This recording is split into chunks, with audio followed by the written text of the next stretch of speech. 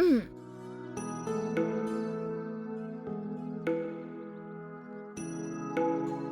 ఆ, ఇప్పుడు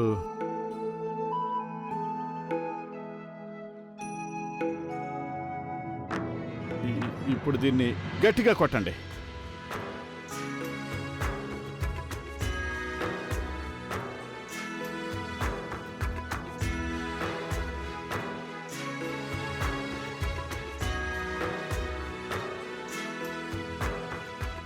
భలే ఉంది. ఇది అతుక్కుంది. ముందు నాకు ఇది చాలా కష్టం అనిపించింది, కానీ భలే తేలిక. కొన్ని పనులు మనం ఎవరితోనైనా కలిసి చేస్తే చాలా సులభం అయిపోతుంది కదా. నేను ఇంకోటి చేసి చూస్తాను.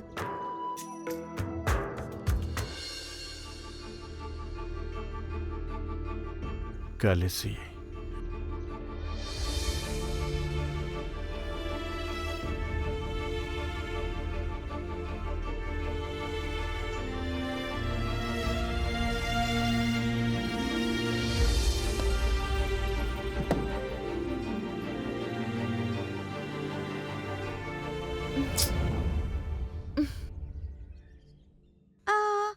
మీ ఫేవరెట్ డ్రెస్ ఏంటి? చీర. చీర. మరి మీ ఫేవరెట్ కలర్? ఫేవరెట్ కలర్ ఆకుపచ్చ.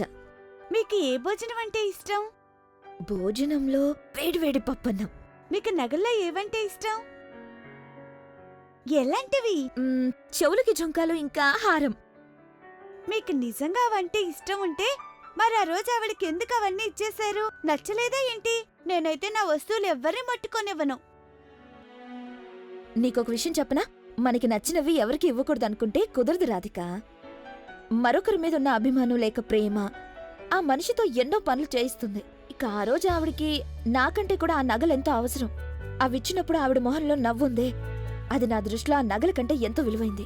అంటే దీని అర్థం మనకేమన్నా బాగా నచ్చాయంటే మనం వాటిని గిఫ్ట్ గా ఇచ్చేయాల్సి ఉంటుందా? ఆ మన ప్రేమను చూపించడానికి ఇది కూడా ఒక పద్ధతే కదా.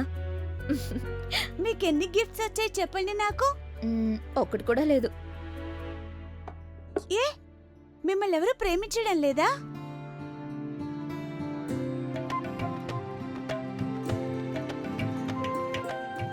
తెలిసో తెలియకో పిల్లలు ఒక్కోసారి నిజాలు బయటికి చెప్తూ ఉంటారు కదా బావగారు.